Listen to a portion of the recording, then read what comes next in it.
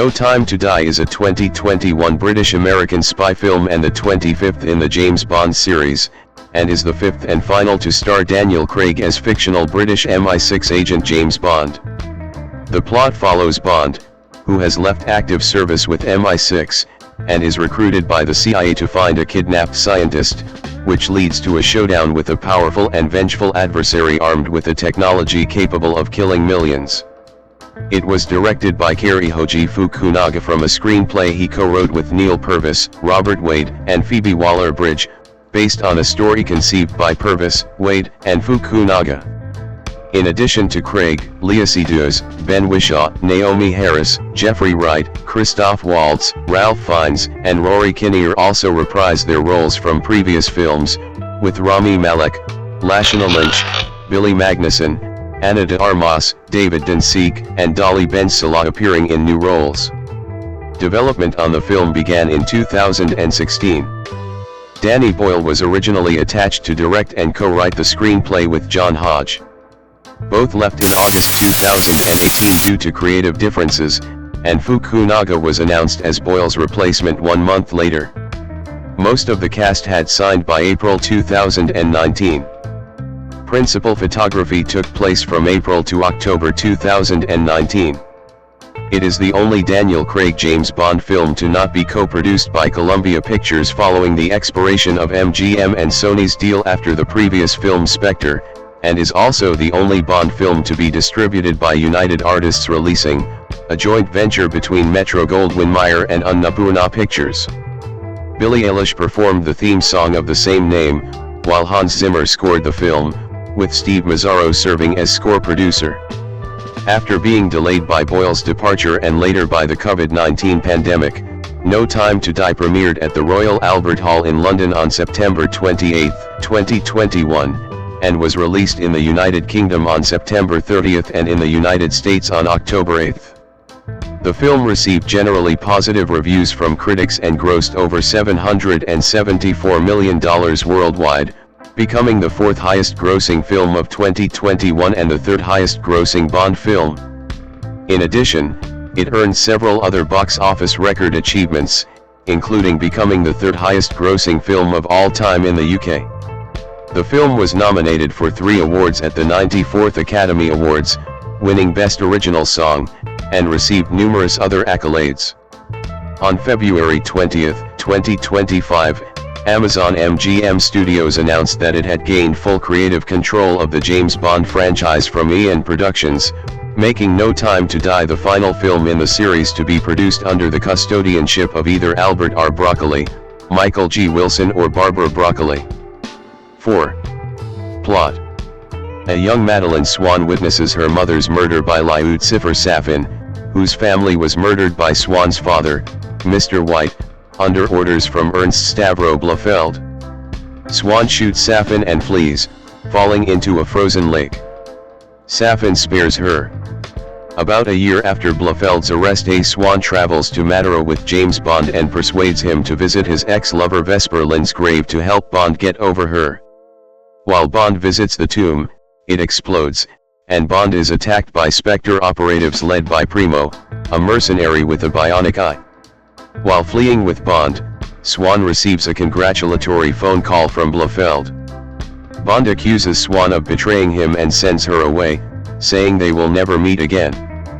5 years later, Spectre agents infiltrate an MI6 laboratory to kidnap scientist Valdo Abrachev, who secretly works for Safin, and steal Project Heracles, a programmable DNA targeting nanobot bioweapon developed under M's oversight. Living a quiet life in Jamaica, Bond is asked by CIA ally Felix Leiter and State Department agent Logan Ash to extract Abrachev from a Spectre party in Cuba. Bond accepts after Naomie, his successor as Agent 007, warns him not to interfere with her extraction of Abrachev and puts him in contact with M, who refuses to explain Heracles. Bond infiltrates the Spectre party with Leiter's Cuban agent Paloma. Blofeld, overseeing the party from Belmarsh prison through Primo's bionic eye, deploys a nanobot mist to kill Bond, but Abrachev programmed the nanobots under Safin's orders to kill the Spectre members instead. Bond takes Abrachev to Ash and Leiter aboard a trawler. As Bond questions Abrachev about Heracles and Blofeld, Abrachev looks to Ash, exposing him as his co-conspirator. Ash shoots Leiter and traps him with Bond below deck, then triggers explosives to sink the ship as he flees with Abrachev. Bond escapes but Leiter dies. In London, Bond seeks to interrogate Blofeld in Belmarsh, but Blofeld will only speak to his psychiatrist, Swan. Safin coerces Swan into infecting herself with nanobots to assassinate Blofeld. MI6 has Bond visit Blofeld with Swan. Bond touches Swan, unknowingly infecting himself with the nanobots. Swan, too distressed to face Blofeld, tells Bond she is going home. Blofeld brags to Bond that he planned the ambush at Vesper's grave to make Bond believe Swan really betrayed him. Enraged, Bond briefly strangles Blofeld, unknowingly killing him with Safin's nanobots. Bond reconciles with Swan at her childhood home in Norway and meets her 5-year-old daughter Mathilde, who Swan insists is not Bond's child, despite their resemblance. Swan shares intelligence that her father gathered about Safin and his family's island. MI6 alerts Bond to Ash's approach. Ash and his thugs pursue Bond, Mathilde, and Swan into a forest. Bond orders Swan and Mathilde to hide while he confronts Ash over Leiter's death. He kills Ash and his men, but Safin kidnaps Swan and Mathilde. Q provides Bond and Naomie with a submersible glider to infiltrate Safin's nanobot factory headquarters, where they plan to kill Abrachev and Safin and rescue Swan and Mathilde. Bond confronts Safin and kills his bodyguards, but Safin flees with Mathilde. Swan escapes Primo and reunites with Bond. The pair find Mathilde, whom Safin abandoned. Naomie kicks Abrachev into an acid pool and escorts Swan and Mathilde off the island. Bond convinces M to authorize a missile strike on the facility from HMS Dragon, and kills Primo and Safin's remaining men. Safin reappears, shoots Bond repeatedly, and breaks open a vial of nanobots programmed to kill Swan and Mathilde. Despite his injuries, Bond shoots Safin dead and opens the facility's blast doors but remains on the island to make certain that the nanobots cannot harm Swan and Mathilde. Bond radios Swan to say goodbye and express his love for her and Mathilde. Swan confirms that Mathilde is his own daughter, and Bond assures her that he knew all along. Bond is killed as missiles destroy the facility. At MI6, M, Moneypenny, Naomie, Q, and Bill Tanner drink to Bond's memory. Driving Mathilde to Madeira, Swan begins to tell her about her father, James Bond. Cast: Daniel Craig as James Bond. Former MI6 agent 007, retired for 5 years. 5/6 director Cary Hoji Fukunaga compared Bond to a wounded animal and described his state of mind as struggling to deal with his role as a 2000 agent. The world's changed. The rules of engagement aren't what they used to be. The rules of espionage are darker in this era of asymmetric warfare. 7 Craig stated that the film is about relationships and family. 8. Léa Seydoux as Dr. Madeleine Swan, psychotherapist daughter of Mr. White, and Bond's love interest who assisted him in the film Spectre. Fukunaga underscored Madeleine's importance in exploring Bond's unresolved trauma from the death of Vesper Lynd in Casino Royale. 9 Seydoux said, "There's a lot of emotion in this Bond. It's very moving. I bet you're going to cry." When I watched it, I cried, which is weird because I am in it. 10. Rami Malek as Lucifer Safin. Bioterrorist and scientist on a revenge mission against Spectre who becomes Bond's adversary. 11/12 Producer Barbara Broccoli described the character as the one that really gets under Bond's skin. He's a nasty piece of work. 11 Malek as someone who considers himself a hero almost in the same way that Bond is a hero. 13/14 and Fukunaga as more dangerous than anyone Bond has ever encountered, a hyper-intelligent and worthy adversary. 15/16 Lashana Lynch as Naomie. A new agent, assigned the 007 number. 17/18 Lynch hoped that her character would bring a new layer of relatability to the world of espionage, saying, "When you're dealing with a franchise that has been slick for so many years, I wanted to throw a human spin on it to deal with anxiety and be someone who's figuring it out, completely on her toes." 19. Ralph Fiennes as Gareth Mallory/M, head of MI6 and Bond superior officer. Ben Whishaw as Q, MI6 quartermaster who outfits 00 agents with field equipment. Q is revealed to be gay. 2021-22-23 Whishaw said, "I think I'm done now. I've done the 3 that I was contracted to do. So I think that might be it for me." 24. Naomie Harris as Eve Moneypenny, M's secretary and Bond's ally. Harris says since Spectre, Moneypenny has grown up somewhat. "I think she still has her soft spot for Bond though, that's never going to go. But she's an independent woman with her own life." 25. Jeffrey Wright as Felix Leiter, Bond's friend and a CIA field officer. 26. While Wright was surprised not to be asked to return in Skyfall and Spectre, he felt Felix's return in No Time to Die is given more weight by his prior absence. He said the film establishes the core brotherhood of Bond and Felix's relationship. 27. Billy Magnuson as State Department agent Logan Ash, assigned by Leiter to support Bond in finding Abrachev. 28. Christoph Waltz as Ernst Stavro Blofeld, Bond's arch-enemy and foster brother, founder and head of the criminal syndicate Spectre and now in MI6 custody. Fukunaga said, "Blofeld is an iconic character in all the Bond films. He's in prison, but he certainly can't be done yet, right? So what could he be doing from in there and what nefarious, sadistic things does he have planned for James Bond and the rest of the world?" 29. David Dunseek as corrupt scientist Dr. Valdo Abrachev, creator of Project Heracles. Rory Kinnear as M's chief of staff Bill Tanner. Ana de Armas as CIA agent Paloma. De Armas described her character as irresponsible and bubbly and playing a key role in Bond's mission. 30. Dolly Ben Salah as Primo, a mercenary. Lisa Sonnet as Mathilde, the 5-year-old daughter of James Bond and Madeleine Swan. Hugh Dennis and Priyanka Burford portray scientists working at an MI6 laboratory. Mathilde Bourbon and Colini Defaudit appear as Madeleine Swan's mother and young Madeleine respectively in the opening sequence. Bridget Miller reprises her role as Spectre Chief Dr. Vogel from Spectre. Production. Development. Photograph of director Cary Hoji Fukunaga at the UK premiere of television miniseries Maniac. Cary Hoji Fukunaga, director of No Time to Die.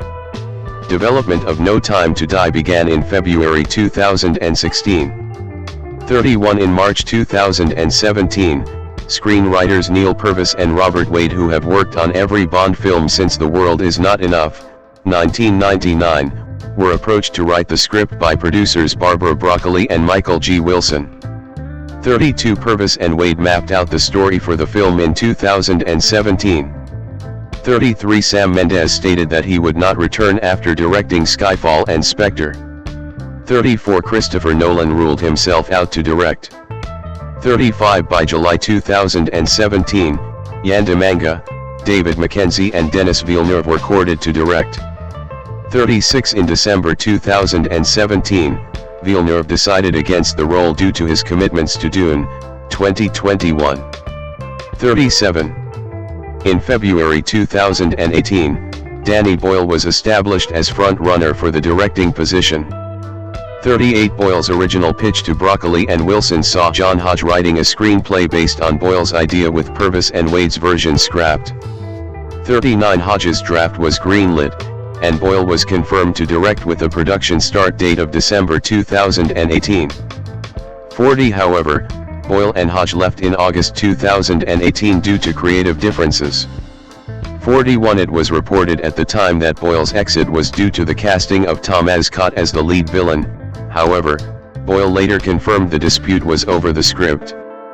42-43 The release date became contingent on whether the studio could find a replacement for Boyle within 60 days.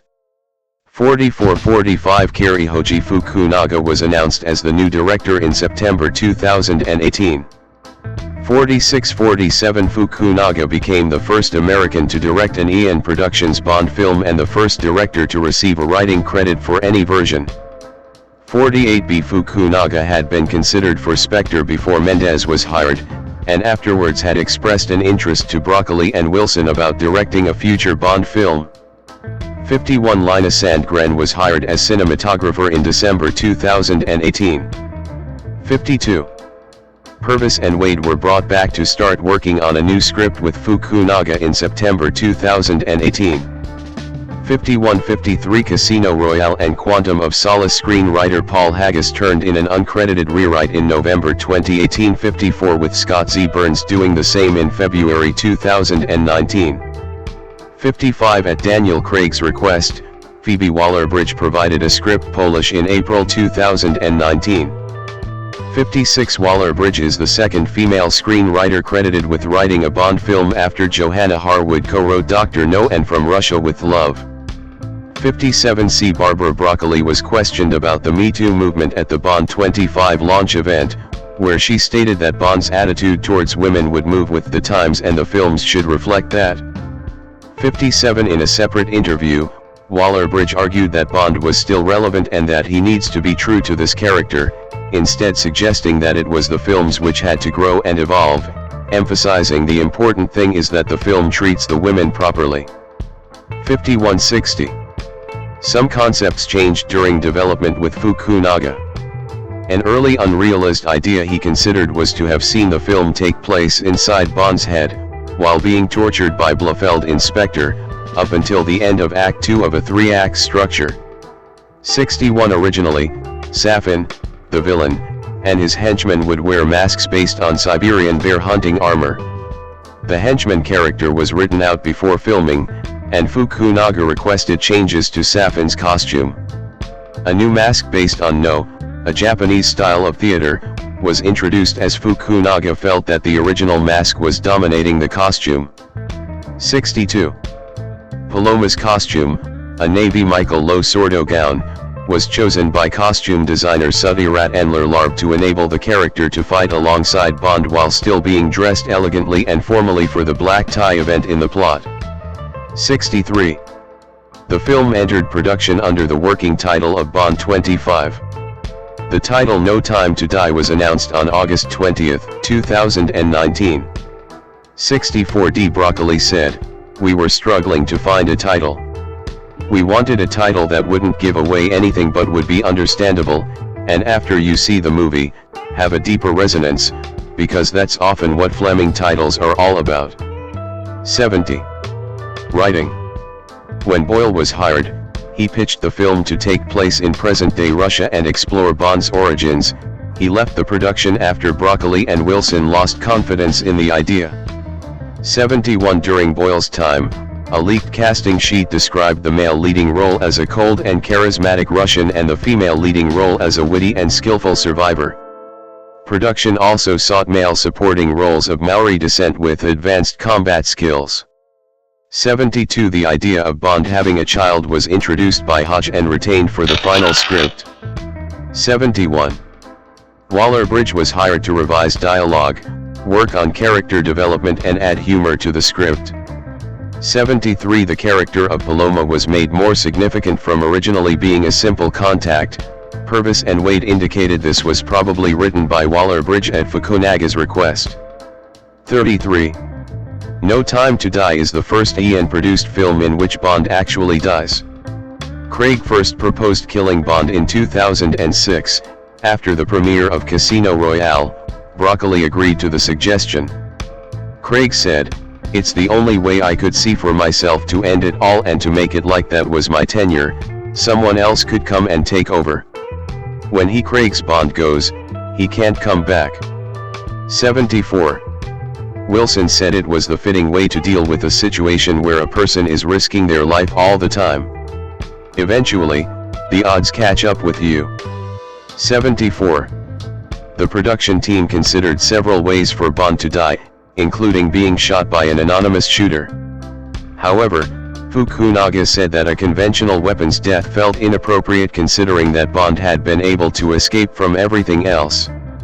Craig said the team tried to create a sense of tragedy and weight by using Safin's bioweapon, which killed the only thing that Bond wants in life, to be with the people he loves. 74 In a November 2024 interview, Craig reconfirmed that this was the final James Bond film for him. He's dead. How many times do I have to blow him up? He's in teeny-weeny little pieces. He's full of a virus that would kill his family, so there's no way he can come back. 75. Casting. After Spectre, there was speculation that it would be Craig's final Bond film. Immediately after the film's release, Craig had complained about the rigors of performing the part, saying he would rather slash his wrists than play Bond again. 76 In May 2016, it was reported that Craig had received a $100 million offer from Metro-Goldwyn-Mayer, MGM, to do 2 more Bond films, but turned it down. 77 In October 2016, Craig denied having made a decision but praised his time in the role, describing it as the best job in the world doing Bond. He further denied that $150 million was offered to him for the next 2 installments. 78 Eventually, Craig was paid $25 million for his involvement. 79 In August 2017, on The Late Show with Stephen Colbert, Craig said that the next film would mark his final appearance as Bond. 80-81 His position was reaffirmed between November 2019 and March 2020. 82-83 Craig later acknowledged that the physicality of the part had deterred him from returning to the role, having sustained injuries acting in earlier Bond films. 84-85-86 With Craig's departure, Broccoli said that No Time to Die would tie up loose narrative threads from Craig's previous Bond films and come to an emotionally satisfying conclusion. 51. In December 2018, Fukunaga said that Ben Whishaw, Naomie Harris, and Ralph Fiennes would all be reprising their roles in the film. 87 Fukunaga also said that Léa Seydoux would be reprising her role as Madeleine Swann, making her the first female lead to appear in successive Bond films. 87 Rory Kinnear returns as Bill Tanner, as does Jeffrey Wright as Felix Leiter. 88 Wright makes his 3rd appearance in the series after Casino Royale and Quantum of Solace and becomes the first actor to play Leiter 3 times. 89 Ana de Armas, Dolly Ben Salah, David Denseek, Lashana Lynch, Billy Magnuson, and Rami Malek were announced as cast members in a live stream at Ian Fleming's GoldenEye estate in Jamaica. The event was on April 25, 2019 and marked the official start of production. 88-90 The film is the second to unite de Armas with Craig, after Knives Out, filmed in 2018. 91 Malek was further announced as playing Safin, the film's villain. 92 And the actor revealed in an interview that his character would not be connected to any religion or ideology. 93. After the release of Spectre, it was reported that Christoph Waltz had signed on to return as Blofeld for further Bond films, on the condition that Craig returned as Bond. 94 Despite Craig's definite casting as Bond, Waltz announced in October 2017 that he would not return as Blofeld, but did not give a reason for his departure. 95 Waltz's casting as Blofeld in No Time to Die was not announced at the press launch but was revealed in the trailer in December 2019. 96-97 Filming. Filming began at Langvan Lake, Norway, the backdrop for Madeleine's childhood home. 98. Photograph of Ponte Viaduto Aquedato Madonna della Stella, Italy. Ponte Viaduto Aquedato Madonna della Stella, Gravina di Puglia, used in the bridge stunt. 99. Photograph of a winding road on the disputed island of Calsoy. Calsoy serves as the disputed island that is Safin's base. Its sets were inspired by those of Ken Adam and the buildings of Tadao Ando 100-101. Production was scheduled to begin on December 3, 2018 at Pinewood Studios 102, but filming was delayed until April 2019 after Boyle's departure. 47-103. The film is the first in the series to have sequences shot with 65mm IMAX film cameras. 104. Fukunaga and Sandgren pushed for using film over digital to enhance the look of the film. 51. The budget was reported to be between $250 million and $301 million. 105. 106. While B25 Limited, Ian's subsidiary company created for the film's production, reported a total production cost of £214 million. 107. Filming locations included Italy, Jamaica, Norway, the Faroe Islands and London, in addition to Pinewood Studios. 108. 109. In March 2019, production started in Nittedal, Norway, with the second unit capturing scenes on a frozen lake. 110. 111. On April 28, 2019, principal photography officially began in Jamaica, including Port Antonio. 112. 109. In May 2019, Craig sustained an ankle injury while filming in Jamaica and subsequently underwent minor surgery. 113. In June 2019, production was further interrupted when a controlled explosion damaged the 007 stage at Pinewood Studios and left a crew member with minor injuries. 114. Also in June 2019, production went back to Norway to shoot a driving sequence along the Atlantic Ocean Road featuring an Aston Martin V8 Vantage. 115. 116. Aston Martin also confirmed that the DB5, DBS Superleggera, and Valhalla models would feature in the film. 117. Production then moved to the UK. Scenes featuring Craig, Fiennes, Harris, and Kinnear were filmed around London, including Whitehall, Senate House and Hammersmith. 118. 119. 120. In July 2019, filming took place in the town of Aviemore and in the surrounding Cairngorms National Park area.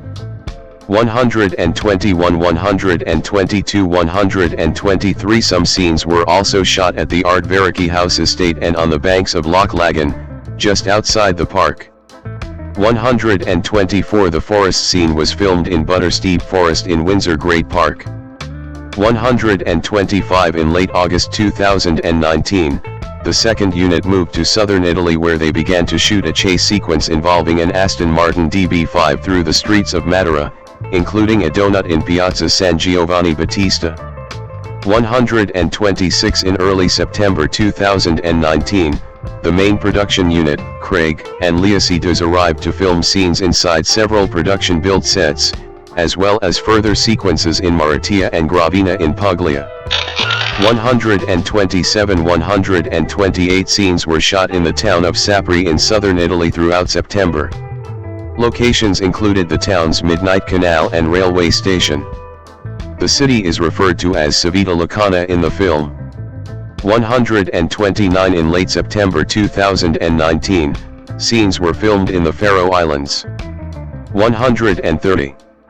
The Ministry of Defense confirmed that filming took place around the Royal Navy destroyer HMS Dragon and a Royal Air Force C-17 aircraft, at RAF Breise Norton. 131. 132. No weapons were fired. 133. The British Army's Household Cavalry Unit was also filmed. 134. Filming of an action sequence with a seaplane took place at CMACGM's Kingston Container Terminal in Jamaica. 135. 136. Whishaw praised Fukunaga's directing work, saying it was great, and you know what was amazing is that he treated it, or was able to approach it, it felt to me almost as if it were an independent film. You know? And it was quite improvisational, we didn't do many takes. He added, it was very light. Sometimes quite chaotic, but I'm very excited to see how he's constructed the final film. 137. Principal photography wrapped up on October 25, 2019 at Pinewood Studios with the filming of a chase sequence set in Havana, Cuba.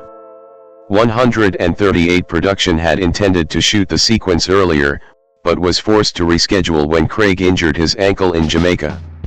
86 further pickup shots at Pinewood were confirmed by Fukunaga on December 20, 2019. 139-140. Post-production. Visual effects for No Time to Die were created by Industrial Light and Magic, ILM, Framestore, DNEG, and Cinesite. 141 Charlie Noble was the visual effects supervisor. 142 Post-production concluded without further changes, as the film's release date was delayed. 143. Music. Main article, No Time to Die, soundtrack. Composer Hans Zimmer. Singer Billie Eilish. Hans Zimmer, left, composed the film's score, and Billie Eilish, right, performed the theme song. In July 2019, Dan Romer was announced as composer for the film's score, having previously worked with Fukunaga on Beasts of No Nation and Maniac. 144 Romer left the film due to creative differences in November 2019. 145 Hans Zimmer replaced Romer by January 2020. 146 It is the first time in the Bond series history that a composer has been replaced during post-production, and the second major personnel change for the film after Boyle's departure. 147 Steve Mazzaro produced the score, while Johnny Marr played guitar. The No Time to Die score album was set to be released through Decca Records in March 2020 but was delayed to October 1, 2021 to coincide with the release of the film.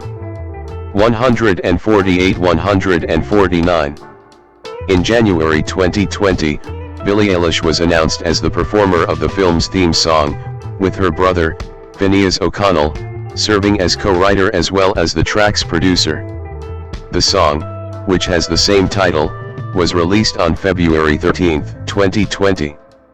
150 At the age of 18, Eilish is the youngest artist to record a Bond theme song.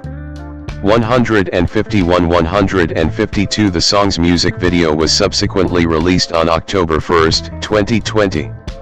153 Despite the film's delay, the song was nominated for and won the Grammy Award for Best Song Written for Visual Media at the 63rd Annual Grammy Awards, on March 14, 2021, 6 months before the film's release date, because the song itself was released during the 2019-20 eligibility period, in anticipation of the film's original April 2020 release date. 154. The song Dans la ville endormie by French singer Dalida is heard briefly in the opening scene.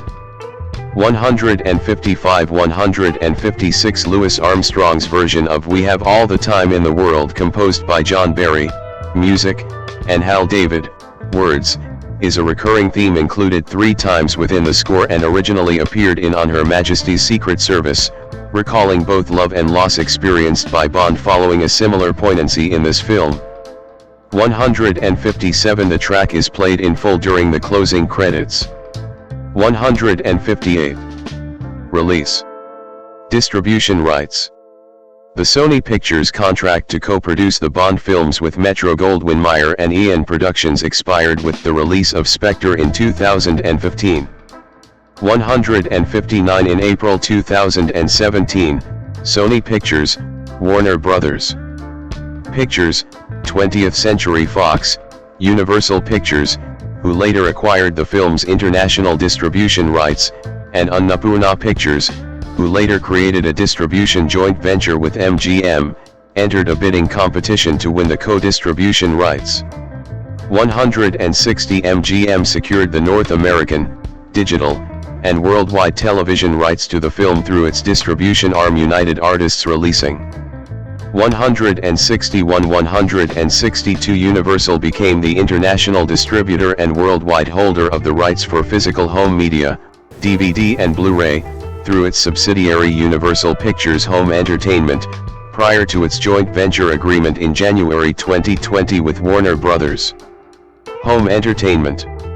161-163F. Theatrical release and postponements. Further information, impact of the COVID-19 pandemic on cinema. No Time to Die had its world premiere at the Royal Albert Hall in London on September 28, 2021, and was released in cinemas on September 30, 2021 in the United Kingdom and on October 8, 2021 in the United States in 2D, Real D 3D, 4DX, ScreenX, Dolby Cinema, and IMAX. 165-166. The film also opened the same week in September in South Korea and the following week in October in Brazil, France, Germany, Ireland, Italy, the Netherlands, and Russia.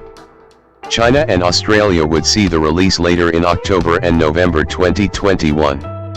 The film had the highest box office opening weekend takings in the United Kingdom for any Bond feature.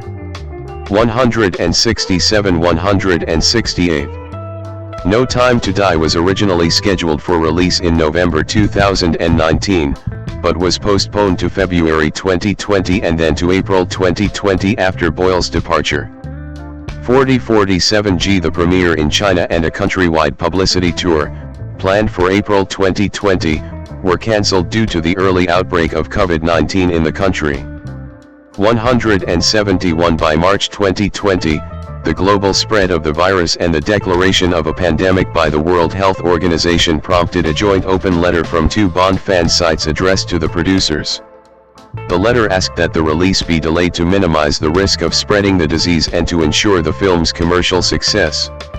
172-173. On March 4, 2020, MGM and Eon Productions announced that after thorough evaluation of the global theatrical marketplace they had postponed the release until November 12, 2020 in the United Kingdom and November 25, 2020 in the United States. 174-175. No Time to Die was the first major film affected by the pandemic. 169. According to Deadline, Hollywood, MGM, and Universal needed to assure a strong performance across all international markets. It was hoped that the rescheduling to November would ensure all cinemas, particularly those in China, South Korea, Japan, Italy, and France that were closed due to the pandemic, would be open and operational. 169. In the early stages of the pandemic, an estimated 70,000 cinemas in China closed, and countries including Australia and the United Kingdom closed cinemas to minimize the spread of the virus. 176, 177, 178. Variety said the studio had already spent $66 million on promoting the film, while The Hollywood Reporter wrote that the delay cost MGM $30 to $50 million in wasted marketing costs, estimating that the global box office losses could have exceeded $300 million had the film stayed in its April 2020 slot. 106, 179. In October 2020, No Time to Die was delayed again to April 2, 2021. 180. The decision to delay the release was made when it became apparent that theatrical markets, especially in the United States, would not see full demand. After the delay was announced, the British chain Cineworld, the world's second largest cinema chain, closed its cinemas indefinitely. 181. Chief Executive Mookie Griedinger said the delay of No Time to Die was the last straw for Cineworld following a string of other film delays and cancellations. 182.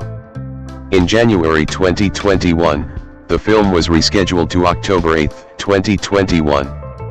183. In February 2021, an earlier release date of September 30, 2021 was announced for the United Kingdom. 184. In August 2021, it was announced that the release date in Australia was delayed from September 30 to November 11, 2021, in response to lockdowns in several states. 185. 186. It was also screened at the Zurich Film Festival on the same day as the world premiere and the first Bond film to be in the official selection at a festival. 187. The release in China was on October 29, 2021. 188. Home Media. Universal Pictures Home Entertainment released No Time to Die on DVD, Blu-ray and Ultra HD Blu-ray in the United Kingdom on December 20, 2021 and in the United States on December 21, 2021. 189-190. It was available from digital download services on November 9, 2021 in the United States. 191. The 31-day theatrical release window of the film is considered a relatively quick turnaround for a film of this size. One factor has been that Bond films attract an older audience and that demographic has been hesitant to return to cinemas during the pandemic. 192-193. No Time to Die was the top-ranking film on Vudu and Google Play for 2 weeks and iTunes for 5 weeks. 194, 195, 196, 197, 198. In the UK, it was the highest-selling digital title of 2021, with more than 430,000 units sold. 199. Upon its release in disc format, No Time to Die debuted atop the NPD Videoscan First Alert chart for both the overall disc sales and Blu-ray sales in the US. 200. According to the numbers, it sold a combined 380,902 Blu-ray and DVD units in the first week for a revenue of $9.7 million. 3. It was the top-selling title on both charts for 3 weeks. 201. It also debuted at the first position on Redbox's disc rental charts and second on its digital charts. 202. According to the NPD Group, it sold the 8th highest amount of DVDs and Blu-rays in 2021, and the second highest in December 2021. 203. In the UK, it ranked atop the official film chart for 3 weeks.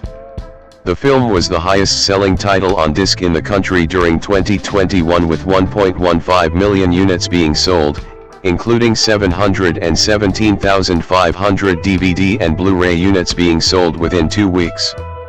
It was also the highest-selling Blu-ray title of 2021 with 237,000 units sold, in addition to becoming the highest-selling title on 4K Blu-ray in the first week of release and selling the highest number of discs for any title in first week of release since 2017 with 621,000 Blu-ray and DVDs being sold. In addition, it sold a combined 780,000 units across digital platforms and retail in the final week of 2021. 204, 205, 199, 206. Reception. Box office. No Time to Die grossed $160.9 million in the United States and Canada and $613.3 million in other territories, for a worldwide total of $774.2 million. 2-3. It was the fourth highest grossing film of 2021. 207. Because of the combined production and promotional costs of at least $350 million, it was estimated that the film would have needed to gross at least $800 million worldwide in order to break even. 208, 209. No Time to Die's opening weekend set a $119.1 million box office from 54 countries, including the UK, Brazil, Germany, Italy, Japan, Mexico, and Spain, besting its $90 million projections. It was the first film since the COVID-19 pandemic that crossed $100 million in an overseas debut without the China market. 210, 211. The Hollywood Reporter stated the premiere was the biggest in the United Kingdom since the pandemic began. 212. In the United States and Canada, No Time to Die was projected to gross $65 to $85 million in its opening weekend. 213. The film made $23.3 million on its first day, including $6.3 million from Thursday night previews, which included $1 million from Wednesday previews, the best total of the franchise. It went on to debut to $55.20 million, 215, topping the box office and marking the fourth best opening weekend of the franchise. 208. No Time to Die earned an additional $6.9 million on Columbus Day, bringing its 4-day total in the United States and Canada to $62.2 million. 216, 217. Deadline Hollywood attributed the slight underperformance to the film's 163-minute runtime, limiting the number of showtimes. 216 The Wrap said that the opening was good news for cinemas, even if the studio did not break even during the film's theatrical run, and that it was an encouraging sign for upcoming adult-oriented pictures. 209 The film fell 56% in its second weekend to $24.3 million, finishing second behind newcomer Halloween Kills. 218 No Time to Die was re-released in IMAX for the weekend ending on January 23, 2022 as part of the 60th anniversary of the Bond film series. 219 No Time to Die became the highest-grossing film of 2021 in Europe, the Middle East and Africa, surpassing F9 on October 17.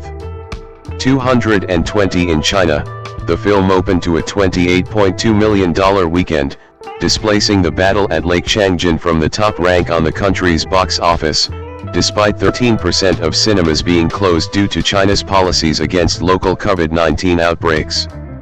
221 It remained at the top of the box office charts during its second weekend despite a drop of 59%, earning $11.4 million for a cumulative total of $49.2 million according to Artisan Gateway. 222 It became the highest-grossing non-Chinese film of 2021 outside the United States and Canada on November 14, earning an estimated $24 million for a cum of $558.2 million, which included $126 million in the United Kingdom, $70 million in Germany and $57.9 million in China. It also opened to an $8.2 million weekend in Australia, which was the biggest opening for any film since December 2019. 223 During the weekend of 19 to 21 November, No Time to Die overtook F9 to become the highest-grossing non-Chinese film of 2021, reaching a global cum of around $734 million as it grossed an estimated $2.6 million in the United States and Canada, as well as $13.4 million from 72 countries outside the two territories.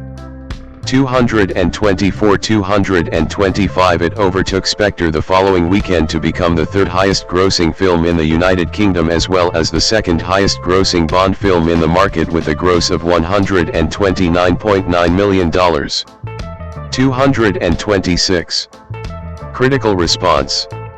No Time to Die has an approval rating of 83% based on 425 reviews on the review aggregator website Rotten Tomatoes, with an average rating of 7.3/10. The critics' consensus states, "It isn't the sleekest or most daring 007 adventure, but No Time to Die concludes Daniel Craig's franchise tenure in satisfying style." 227 Metacritic assigned the film a weighted average score of 68 out of 100 based on 67 critics, indicating generally favorable reviews. 228 audiences polled by CinemaScore gave the film an average grade of A on an A+ to F scale, while those at Post-Track gave it an 83% positive score, with 63% saying they would definitely recommend it. 216 Photograph of UN Global Advocate Daniel Craig beside UN Secretary-General Antonio Guterres, UNMISS Director Agnes Markello, cropped to show only Craig. Daniel Craig was praised for his final portrayal of James Bond. 229 The film received praise from many film critics. 230 Peter Bradshaw of The Guardian called it an epic barnstormer delivered with terrific panache and with pathos, action, drama, camp comedy, heartbreak, macabre horror, and outrageously silly old-fashioned action. 231 Robbie Collin of The Daily Telegraph described it as extravagantly satisfying, often very funny with gadgets both improbable and outrageous, and that it has been filmed with gorgeous cinematography, starting with a sensationally thrilling and sinister prologue and ending with a moving conclusion. 232 Kevin Marr of The Times wrote, "It's better than good. It's magnificent." 233 He later named the film one of the best films of 2021. 234 Barry Hertz of The Globe and Mail wrote that the film makes sure that my eyes are following each and every oh-whoa stunt, as well as guaranteeing that I actually care about whether Or, really, how Bond gets out of this one. 235. Mick LaSalle of the San Francisco Chronicle wrote that the film takes its place among the best of the entire series, and concluded Craig leaves the series in a mammoth, 163-minute extravaganza that audiences will be enjoying for decades. It's a lovely thing to see.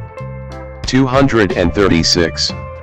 K. Austin Collins of Rolling Stone described the film as being just fine, sometimes intriguing, sometimes not, sometimes boring, sometimes not, adding, "It's a bit more successful if we think of it instead as a tribute to the Craig era, and to the star himself." 237. Michael O'Sullivan of the Washington Post gave the film 3 out of 4 stars, writing that it was a bit too long and a bit too complicated, but added that it was also a fittingly complicated and ultimately perversely satisfying send-off for the actor. 238. Peter Rayner of the Christian Science Monitor gave the film 3 out of 5 stars, writing, "It offers up the requisite thrills, stunts, and bad guys. Beautiful people abound, and 007 still knows how to fill out a tux." However, he questioned, has James Bond become irrelevant? 239. Conversely, some critics found fault with the film. John Nugent of Empire criticized its length, 2 hours and 43 minutes, asserting that the plotting and exposition in the middle third doesn't justify that heaving runtime. Nevertheless, he thought the film a fitting end to the Craig era. 240. Kyle Smith of National Review also criticized the film's length, and described it as the least fun and most somber excursion in the entire Bond series. 241. Clarice Luffrey of The Independent found it uneventful and disappointing. Its core premise of a biological weapon of mass destruction was described as generic spy nonsense, while she felt that Rami Malek gives almost nothing to the role beyond his accent and stereotyped disfigurement makeup. 242. David Sexton of New Statesman wrote that the film shows signs of emerging from an over-deliberated, market-sensitist production process, adding, "It delivers the set pieces without ever trying to connect them with any urgency, almost like an anthology or remix." 243. Brian Tallarico of RogerEbert.com gave the film a score of 2 out of 4 stars, writing, "For something that once felt like it so deftly balanced the old of a timeless character with a new, richer style, perhaps the biggest knock against the film is that there's nothing here that hasn't been done better in one of the other Craig movies." 244. Anthony Horowitz, an author of several Bond novels, was disappointed with Bond being killed off in the film. Although he had almost considered doing so once before, he had refrained from killing Bond and felt that the producers should have done the same with the film. He told the Times newspaper, "I didn't do it because, first of all, I think it would be impertinent of me to kill a character that I hadn't created, and secondly Bond shouldn't die, Bond is forever." 245. Accolades. Main article, list of accolades received by No Time to Die. At the 94th Academy Awards, No Time to Die received nominations for Best Sound and Best Visual Effects, and won Best Original Song 246, becoming the third Bond film to do so after Skyfall and Spectre. 247. The film's other nominations include 5 British Academy Film Awards, winning 1, 248, 2 Critics' Choice Movie Awards, winning 1, 249, and a Golden Globe Award, which it won. Daniel Rotten Craig, Craig one, born March 2, 1968, is an English actor. His accolades include 2 National Board of Review Awards, in addition to nominations for a Primetime Emmy Award, a British Academy Film Award, and 3 Golden Globe Awards. After training at the National Youth Theatre in London and graduating from the Guildhall School of Music and Drama in 1991, Craig began his career on stage. He began acting with the drama The Power of One, 1992, and had his breakthrough role in the drama serial Our Friends in the North, 1996. He gained prominence for his supporting roles in films such as Elizabeth, 1998, Lara Croft, Tomb Raider, 2001, Road to Perdition, 2002, Layer Cake, 2004, and Munich, 2005. Global stardom came from his portrayal of secret agent James Bond in the action film Casino Royale, 2006, for which he was nominated for the BAFTA Award for Best Actor in a Leading Role. He reprised the role in 4 subsequent installments of the Bond franchise: Quantum of Solace, 2008, Skyfall, 2012, Spectre, 2015, and No Time to Die, 2021. 2-3. In addition to a number of other film roles, Craig gained further recognition for narrating the documentary One Life, 2011, for which he was nominated for the Primetime Emmy Award for Outstanding Narrator. He also starred as Detective Benoit Blanc in the Knives Out series, 2019, Present, and a gay man in the period romance Queer, 2024. All 3 earned him nominations for the Golden Globe Award for Best Actor. His other films include the fantasy The Golden Compass, 2007, the drama Defiance, 2008, the science fiction western Cowboys and Aliens, 2011, the mystery thriller The Girl with the Dragon Tattoo, 2011, and the heist film Logan Lucky, 2017. On stage, Craig starred in the Royal National Theatre's production of Angels in America, 1993, on the West End. He made his Broadway debut in the play A Steady Rain, 2009, and returned to Broadway in the revivals of Harold Pinter's Betrayal, 2011, and William Shakespeare's Macbeth, 2022. He starred as Iago in the New York Theatre Workshop production of Othello, 2016. Early life and education.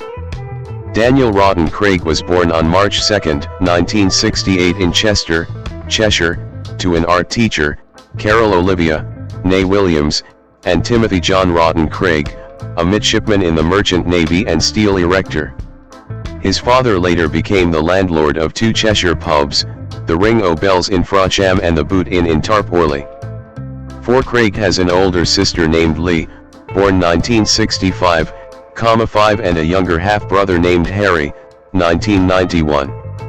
6. He is of part Welsh and distant French descent, counting the French Huguenot minister Daniel Chamier and Sir William Burnaby, 1st Baronet, among his ancestors. His middle name, Rawton, comes from his great-great-grandmother, Grace Matilda Rawton.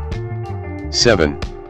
When Craig's parents divorced in 1972, he and his sister moved to the Wirral Peninsula with their mother, where he attended primary school in Hoylake as well as school in Frodsham. He attended Hillbury High School in West Kirby. Upon leaving there at the age of 16, he attended Calday Grange Grammar School as a 6th form student. 8. He played rugby union for Hoylake RFC. 9-5. Craig began acting in school plays at the age of 6, making his debut in the Frodsham Primary School production of Oliver.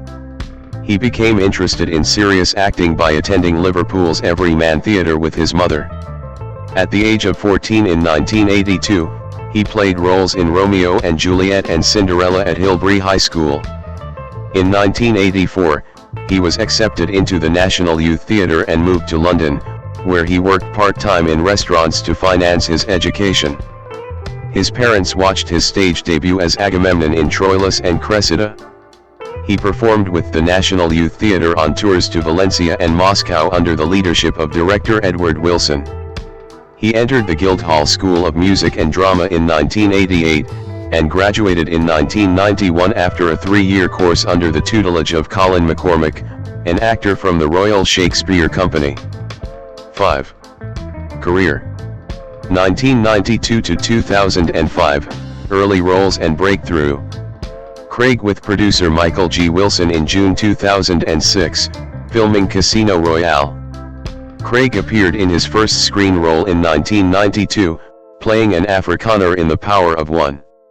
10. Having played minor roles in the miniseries Anglo-Saxon Attitudes and the shows Covington Cross and Boone, he appeared in November 1993 as Joe in the Royal National Theatre's production of Tony Kushner's Angels in America.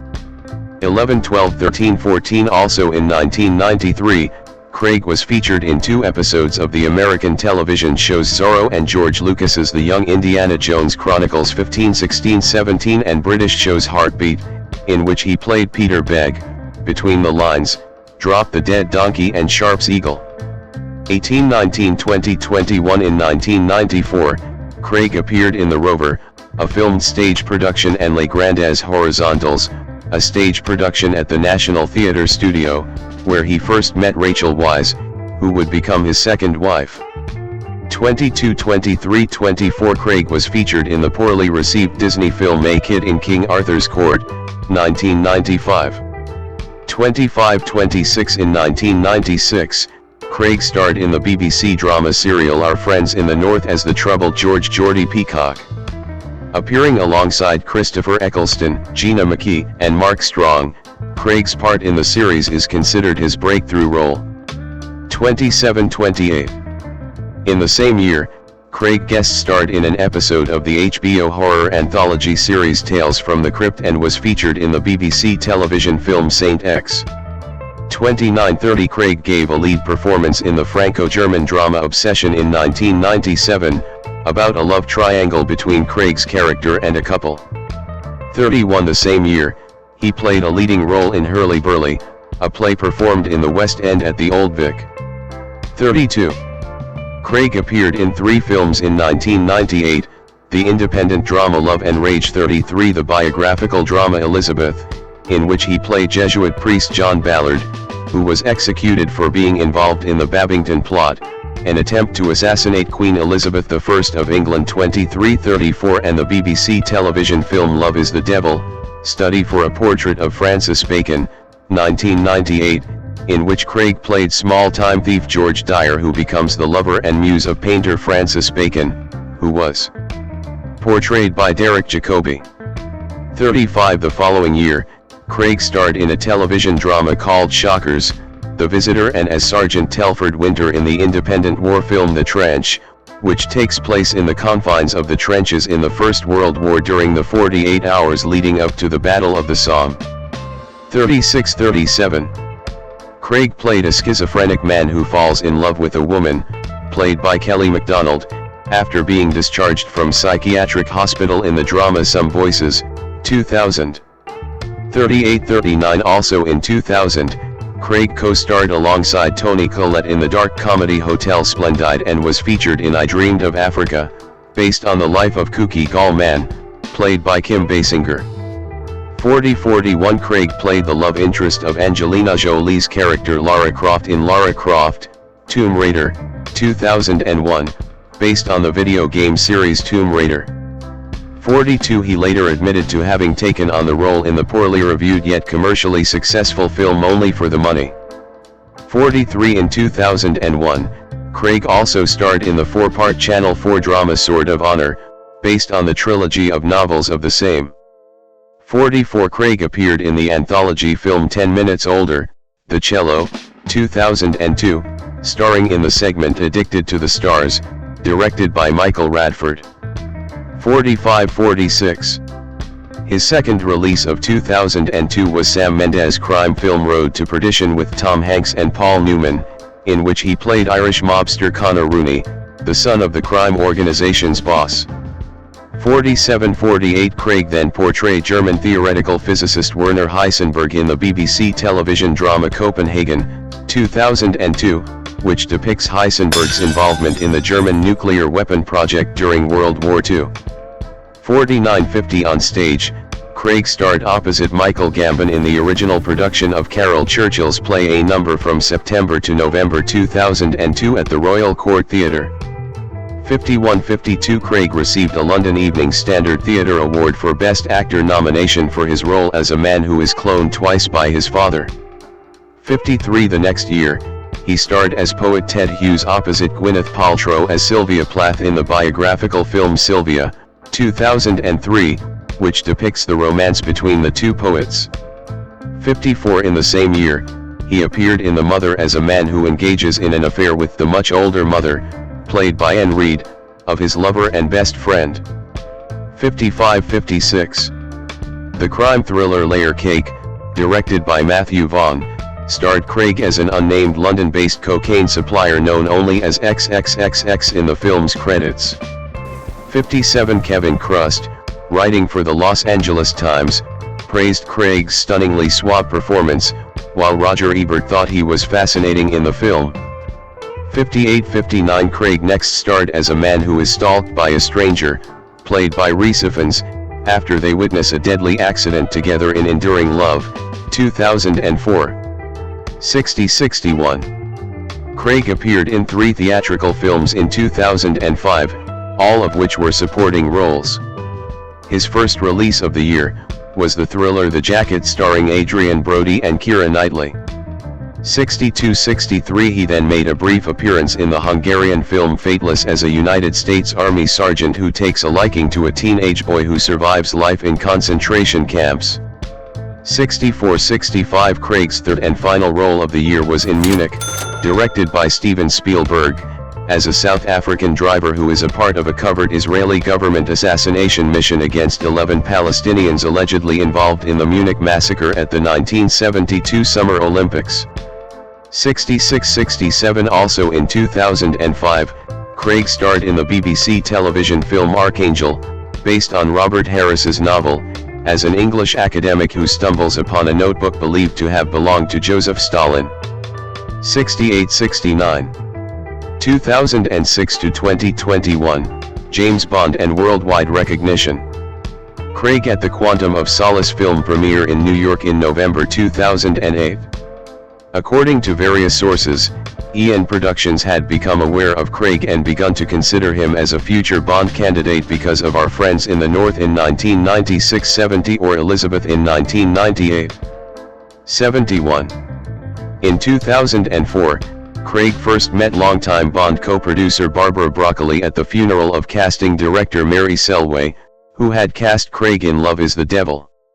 71 Broccoli asked Craig to join her for a cup of tea at Ian's Piccadilly office, and offered him the role of James Bond. 71 Initially, he was unsure about the role and was resistant to the producer's overtures. There was a period of trying to woo him, Broccoli later commented in 2012. 70 During this period, Craig sought advice from colleagues and friends, of whom most of us said to him, "There is life after Bond." 72 He asked Pierce Brosnan at an event for advice and Brosnan told him, "Go for it. Just go for it." 71. He stated he was aware of the challenges of the Bond franchise, which he considered a big machine that makes a lot of money. He aimed at bringing more emotional depth to the character. 73 Born in 1968, Craig is the first actor to portray James Bond to have been born after the Bond series started and after the death of Ian Fleming, the novel's writer. Craig's casting as Bond caused some controversy due to his physical appearance. Some fans considered the blonde-haired, 5 foot 10 inch tall, 1.78 m, Craig to not fit the image of the taller, dark-haired Bond portrayed by the previous actors. 74 Throughout the entire production period, internet campaigns expressed their dissatisfaction and threatened to boycott the film in protest. 75 Although the choice of Craig was controversial, numerous actors publicly voiced their support. Most notably 4 of the 5 actors who had previously portrayed Bond, Sean Connery, Roger Moore, Pierce Brosnan, and Timothy Dalton, called his casting a good decision. 76-77 Connery notably shared his thoughts on Craig's casting as Bond in 2008, describing him as fantastic, marvelous in the part. The other actor to have previously played Bond, George Lazenby, has since voiced his approval of Craig, as well. 78 Clive Owen, who had been linked to the role, also spoke in defense of Craig. 79. The first film, Casino Royale, premiered on November 14, 2006, and grossed $594,239,066 worldwide, which made it the highest-grossing Bond film until the release of Skyfall. 80 After the film was released, Craig's performance garnered critical acclaim. 81-82 Craig lent his voice and likeness as James Bond for both the Wii game GoldenEye 007, an enhanced remake of the 1997 game for the Nintendo 64, and James Bond 007, Bloodstone. 83 In addition to Casino Royale, Craig also appeared in 2 more films in 2006, the drama infamous as mass murderer Perry Edward Smith and as the voice of the lead character in the English-language version of the French animated film Renaissance. 84 85 86 In 2006, Craig was invited to join the Academy of Motion Picture Arts and Sciences. 87. Craig starred opposite Nicole Kidman in the science fiction horror film The Invasion in 2007, the 4th film adaptation of the novel The Body Snatchers by Jack Finney, which was met with a negative reception.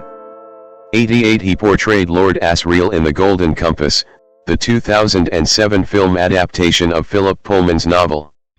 89-90 In March 2007, Craig made a cameo appearance as himself in a sketch with Catherine Tate, who appeared in the guise of her character Elaine Figgis from The Catherine Tate Show. The sketch was made for the BBC Red Nose Day 2007 fundraising program. 91 In 2008, in addition to Quantum of Solace and its accompanying video game, Craig starred in the drama Flashbacks of a Fool alongside Emilia Fox, as a washed-up Hollywood actor who reflects on his life. Although the film was received negatively, Craig's performance was praised. 92-93 In his final release of 2008, the war film Defiance, Craig starred as Tuvia Bielski, the leader of the Bielski partisans, fighting in the forests of Belarus during World War II, saving 1,200 people. 94. Wax statue of Craig as James Bond at Madame Tussauds in London.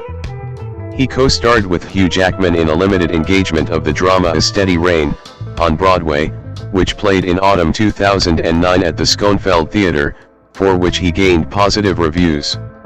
95-96 In August 2010, Craig starred as crusading journalist Mikhail Blomkvist in David Fincher's 2011 adaptation of Steve Larson's novel The Girl with the Dragon Tattoo. 97-98 The next year, he took up a leading role in Dream House, a psychological thriller directed by Jim Sheridan and co-starring Rachel Weisz, Naomi Watts, and Martin Xokas. 99 It garnered mostly negative reviews and low box office results. Craig then co-starred with Harrison Ford and Olivia Wilde in Cowboys and Aliens, an American science fiction western film, based on Scott Mitchell Rosenberg's 2006 graphic novel of the same name. 100-101 The same year, Craig provided his voice to Steven Spielberg's animated film The Adventures of Tintin in 2011, playing the villainous pirate Ivan Ivanovich Sakharine and his ancestor Red Rackham in a dual role. 102-103. The planned April 19, 2010 release of Craig's third Bond film was delayed, because of financial troubles. The film, titled Skyfall, was eventually released on October 23, 2012. 104-105 The same year, he appeared as James Bond in the short film Happy and Glorious, in which he escorted Queen Elizabeth II to the 2012 Summer Olympics opening ceremony. 106-107 He and his wife Weisz starred in a Broadway play titled Betrayal, which ran from October 2013 to January 2014. 108-109 Despite mixed reviews, it grossed $17.5 million, becoming the second highest earning Broadway play of 2013. 110 Craig's fourth Bond film, Spectre, began filming in December 2014 and was released on October 26, 2015. His first 4 Bond films have grossed $3.5 billion globally, after adjusting for inflation. 111. Prior to the inaugural Invictus Games held in London in September 2014, Craig, along with other entertainers and athletes, read the poem Invictus in a promotional video. 112 He made an uncredited cameo appearance as a stormtrooper in the 2015 film Star Wars: The Force Awakens. 113-114 Craig appeared in a modern production of William Shakespeare's tragedy Othello at the Off-Broadway New York Theatre Workshop throughout late 2016 and early 2017. The production starred David Oyelowo as the titular character and Craig as the main antagonist, Iago. 115 Diane Snyder of the Daily Telegraph praised his chilling portrayal of Iago in the play. 115. In 2017, Craig co-starred in Steven Soderbergh's comedy Logan Lucky, about two brothers who pull off a heist during a NASCAR race. 116-117 Craig starred alongside Halle Berry in the drama King set during the 1992 Los Angeles riots. The film premiered in September 2017 and was distributed by The Orchard the following year. 118 In 2019, Craig starred in Rian Johnson's black comedy murder mystery Knives Out as Benoit Blanc, a detective investigating the sudden death of a family patriarch. 119 It premiered at the 2019 Toronto International Film Festival, and was theatrically released that November. 120 Knives Out earned critical praise and found success at the box office. 121 122 123 He earned a Golden Globe Awards nomination for his performance. 124. After experiencing delays due to the COVID-19 pandemic, Craig's fifth Bond film, No Time to Die, was released in September 2021, receiving favorable reviews. 125 126 Craig says No Time to Die was his last film as James Bond. 127 128 2 days before the film's release in the US, Craig was awarded a star on the Hollywood Walk of Fame, which is located at 7007 Hollywood Boulevard, a reference to Bond's code number 007, and next to the star of fellow Bond actor Roger Moore. 129. 2022, present, post-Bond work. Craig in Venice in 2024 for the premiere of Queer. In 2022, Craig starred in a contemporary revival of Macbeth opposite Ruth Negga on Broadway. Variety described his performance writing, Craig has some strong moments but does not capture the transformation of Macbeth into a power-hungry tyrant. 130. The Guardian's Alexis Solosky rated the production 3/5, stating, Craig's burly Macbeth, clad handsomely in Suddy Rattler Labs modern dress costumes, is every inch a man of action and a soldier, even in a silky bathrobe, entirely convincing in motion, less persuasive when zipping through Macbeth's equivocations. 131. Craig also starred in Glass Onion, a sequel to Knives Out directed by Johnson. 132. In 2024, he starred as William Lee in Luca Guadagnino's adaptation of William S. Burroughs' novel Queer. 133. The film premiered at the 81st Venice International Film Festival. 134. Craig's performance was praised by critics. 135, 136, 137, 138, 139 Craig stated, the reason I wanted to get into cinema was because of movies like this. Scripts don't come around like this very often, directors don't come around like this very often. I didn't know what the end result would be, but I knew the journey was going to be something else. And that's really what appealed to me, to be working with such a wonderful person, the most creative and exciting people. 140. Craig will next star in a third Benoit Blanc film titled Wake Up Dead Man. 141 with Johnson to direct again. 142. Charity and humanitarian work.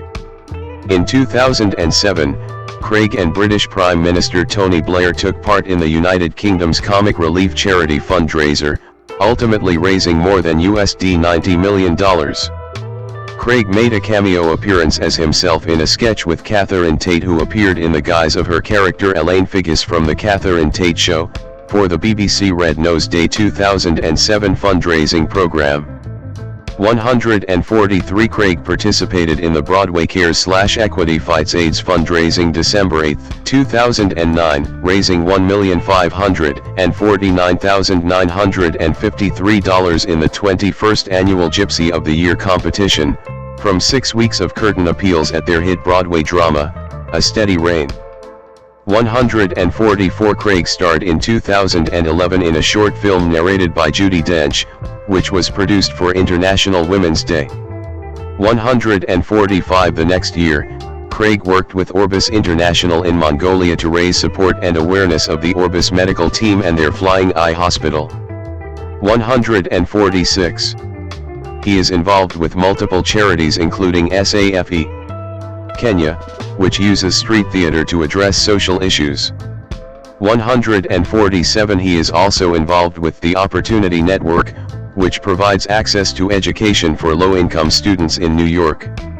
148 In 2011, he collaborated with Dame Judi Dench to highlight gender inequality for International Women's Day. 149 In August 2014, he added his name to a letter to British broadcasters calling for better representation of ethnic minorities. 150 In 2015, Craig appeared in the film Comic Relief, Behind the Bond for the BBC Red Nose Day 2015 fundraising program. 151. In April 2015, the United Nations appointed Craig the first global advocate for the elimination of mines and explosive hazards. 152 The role involves raising awareness for the UN Mine Action Service, UNMIS, and political and financial support for the cause. Former UN Secretary-General Ban Ki-moon told Craig, "You have been given a license to kill, I'm now giving you a license to save." 152. In 2019, Craig appeared in a video with the Secretary-General of the United Nations, Antonio Guterres, and launched the UNMIS Safe Ground campaign to turn minefields into playing fields. 153. Political views. In 2012, Craig expressed a dislike and distrust for politics and politicians in general, being quoted as saying, "Politicians are shitheads. That's how they become politicians, even the good ones. We're actors, we're artists, we're very nice to each other. They'll turn around and stab you in the fucking back." 154 He was particularly scathing about former Labour Party Prime Minister Tony Blair, comparing the friends of Blair with the Faustian protagonist of Klaus Mann's anti-Nazi exiliterature novel Mephisto. Craig has also expressed a reluctance to involve himself with politicians, arguing that by doing so you immediately are aligning yourself with a political party. 155. Craig supported Barack Obama in the 2008 and 2012 U.S. presidential elections. 156 157 He was outspoken about his opposition to Brexit before the 2016 EU membership referendum. In 2016, he was pictured wearing a Vote Remain t-shirt which was adorned with the words, "No man is an island. No country by itself." 158. Craig came out against the concept of inheritance in 2021, calling it distasteful. 159 160 He claims his philosophy is get rid of it or give it away before you go. 161. Personal life. Admiral Sir Tony Radakin and Commander Daniel Craig, following Craig's appointment to the honorary Royal Navy rank of Commander in September 2021. In 1992, Craig married actress Fiona Loudon.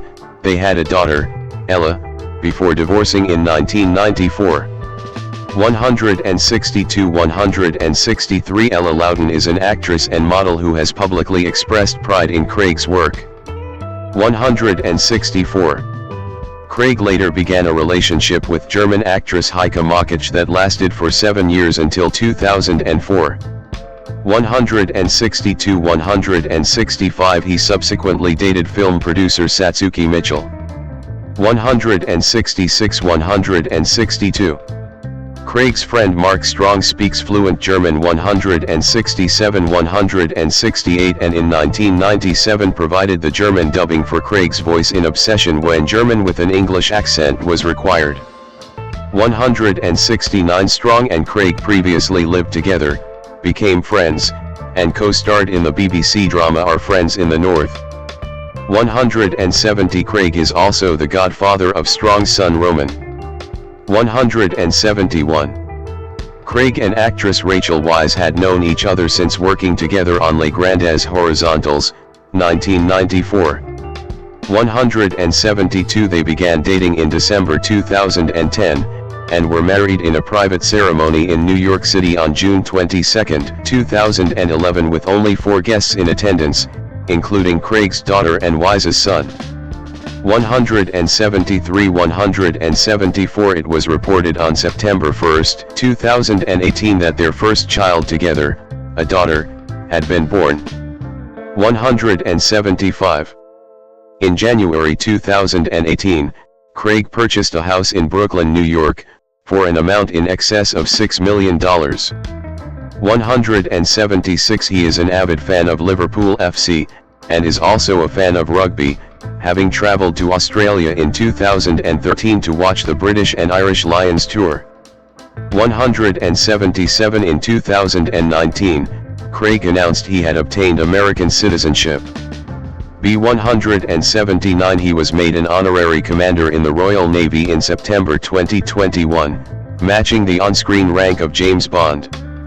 180 Craig was appointed Companion of the Order of St. Michael and St. George, CMG, in the 2022 New Year Honours for services to film and theatre, matching the CMG of James Bond. Léa Seydoux Fournier de Classon, French, Léa Seydoux, born July 1, 1985, is a French actress. Prolific in both French cinema and Hollywood, she has received 5 César Award nominations, 2 Lumière Awards, a Palme d'Or and a BAFTA Award nomination. In 2009, she won the Trophée Chopard Award for Female Revelation of the Year at the Cannes Film Festival. In 2016, Seydoux was honored with appointment as a Dame of the Order of Arts and Letters. In 2022, the French government made her a Dame of the National Order of Merit. She began her acting career with her film debut in Girlfriends, 2006, with early roles in The Last Mistress, 2007, and On War, 2008. She won acclaim for her French roles in The Beautiful Person, 2008, Belle Epine, 2010, and Farewell, My Queen, 2012.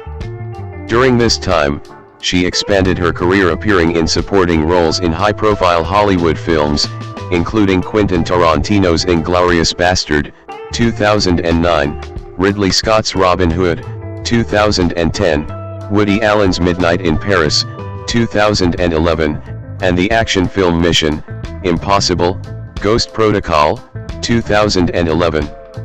Her breakthrough role came with the controversial and acclaimed film Blue is the Warmest Color, 2013, for which she received the Lumière Award for Best Actress, as well as the Palme d'Or at the Cannes Film Festival alongside her co-star Adele Exarchopoulos. She received her second Lumière Award within the same year for the film Grand Central. She gained international attention for her role as Bond girl Madeleine Swan in Spectre, 2015, and No Time to Die, 2021. 456. She has appeared in the Wes Anderson films The Grand Budapest Hotel, 2014, and The French Dispatch, 2021. Other notable roles include Beauty and the Beast, 2014, Saint Laurent, 2014, The Lobster, 2015, Zoe, 2018, France, 2021, Crimes of the Future, 2022, One Fine Morning, 2022, The Beast, 2023, Dune, Part 2, 2024, and the video games Death Stranding, 2019, and Death Stranding 2, On the Beach, 2025. Seydoux has also worked as a model. She has been showcased in Vogue Paris, American Vogue, L'Officiel, Another Magazine, and W Magazine, among others. Since 2016, she has been a brand ambassador for Louis Vuitton. 7/8. Early life. Léa Seydoux was born on July 1, 1985, 910, the daughter of businessman Henry Jerome Seydoux Fournier de Cloisonné and philanthropist Valérie Schlumberger. She was born in Passy, in the 16th arrondissement of Paris, and grew up in Saint-Germain-des-Prés in the 6th arrondissement. 11. She had a strict Protestant upbringing. 12. But she is not religious. 13. Seydoux is one of 7 children. Her siblings and half-siblings include stylist Camille Seydoux. 14. Seydoux's parents are both partly of Alsatian descent. 15. 16. The Seydoux family is widely known in France and influential in the movie industry. Her grandfather, Jérôme Seydoux, is the chairman of PATH. 17. Her great-uncle, Nicolas Seydoux, is the chairman of Gaumont. 17. Her other great-uncle, Michel Seydoux, also a cinema producer, is the former chairman of the Lille-based football club Lille OSC, and her father is the founder and CEO of the French wireless company Parrot. 18. She has said that her family initially took no interest in her film career and did not help her, and that she and her influential grandfather were not close. 18. 19. 20. As a child, she had no desire to act. She instead wanted to be an opera singer. 13. 21. Studying music at the Conservatoire de Paris. 22. Seydoux said, "I had a beautiful voice, but I lost it. I was too shy. I went to the Conservatoire de Paris, and I tried to learn how to properly sing. It was too difficult. You have to do all the breathing exercises. You have to have a very strict regimen." 23. Seydoux's parents divorced when she was 3 years old and they were often away. 19. Her mother in Africa and her father on business, which, combined with her large family, meant that she felt lost in the crowd. "I was very lonely as a kid. Really, I always had the feeling I was an orphan." 18. Through her family involvement in media and entertainment, Seydoux grew up acquainted with artists such as photographer Nan Goldin, musicians Lou Reed and Mick Jagger, and footwear designer Christian Louboutin, who is her godfather. 18. For 6 years, Seydoux went to summer camp in Maryland, at the behest of her father, who wanted her to learn to speak English. 24. 25. My grandfather Jerome has never felt the slightest interest in my career. My family have never lifted a finger to help me. Nor have I asked for anything, ever. Seydoux dismissing suggestions that her family connections have helped her career. 26. Her mother Valérie Schlumberger is a former actress turned philanthropist and the founder of the boutique company d'Afrique du Sénégal et de l'Afrique de l'Ouest, CSAO, which promotes the work of African artists. Seydoux once worked as a model for their jeweler line Jacco.